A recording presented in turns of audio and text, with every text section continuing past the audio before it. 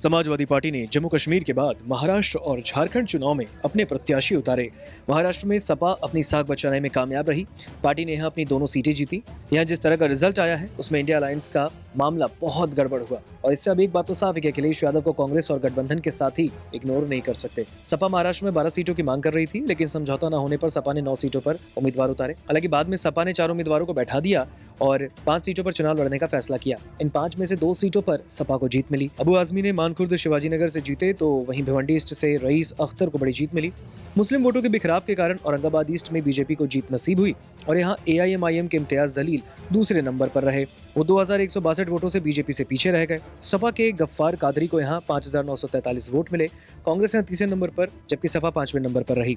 सपा महाराष्ट्र में उन 2 सीटों पर MVA के साथ मिलकर चुनाव लड़ी जहां उसके पहले से विधायक थे, यानी मानखुर्द शिवाजी नगर और भिवंडी ईस्ट में महाविकास आघाड़ी ने और कोई उम्मीदवार नहीं उतारा। जबकि सपा ने 7 और सीटों पर अपने प्रत्याशी उतारे। जिन 9 सीटों पर सपा ने अपने उम्मीदवार उतारे उनमें से 2 पर सपा, 4 पर बीजेपी, 1 पर शिवसेना, UBT और AIMIM ने जीत हासिल की है। मानखुर्द शिवाजी नगर और भिवंडी ईस्ट में जीत के अलावा भिवंडी वेस्ट में सपा दूसरे नंबर पर रही। यहाँ रियाज आजमी दूसरे नंबर पर रहे, जबकि NCP शरद पवार की पार्टी चौथे नंबर पर रही।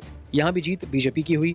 सपा 2 सीटों पर तीसरे नंबर पर भी रही। झारखंड में सपा ने 21 प्रत्याशी उतारे। 1 प्रत्याशी का नामांकन रद्द हो गया, जिसके बाद 20 सीटों पर सपा ने चुनाव लड़ा। इन 20 में से 11 सीटों पर सपा को नोटा से भी कम वोट मिले। 4 सीटों पर सपा तीसरे नंबर पर रही। सपा को सबसे ज्यादा 47,039 वोट पकौड़ विधानसभा में मिले, जबकि सबसे कम 288 वोट सारथ में मिले।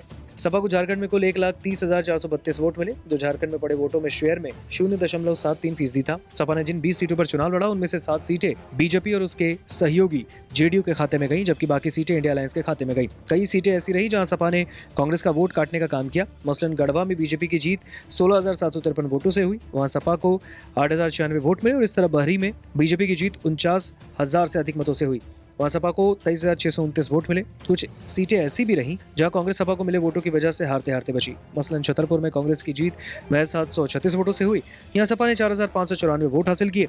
कुल मिलाकर सपा महाराष्ट्र में अपनी उपस्थिति दर्ज कराने में कामयाब रही है। हालांकि इससे पहले सपा के महाराष्ट्र में कई प्रत्याशी चुनाव जीत चुके हैं, लेकिन इस बार जिस तरह से बीजेपी और उसके सहयोगियों ने महाराष्ट्र में जीत हासिल की है, इन सबके बीच सपा की जीत के मायने निकाले जा रहे हैं। इससे इंडिया अलायंस में अखिलेश यादव को पूरी तरह से इग्नोर करने की कोशिश शायद अब ना हो। नमस्कार, मैं हूं मानक गुप्ता। अगर आपको हमारा ये वीडियो पसंद आया हो तो इसे लाइक और शेयर जरूर करें, और हां, हमें सब्सक्राइब और फॉलो करना ना भूलें ताकि आप देश और दुनिया की कोई खबर मिस ना करें। तो जुड़े रहिए हमारे साथ और देखते रहिए News 24।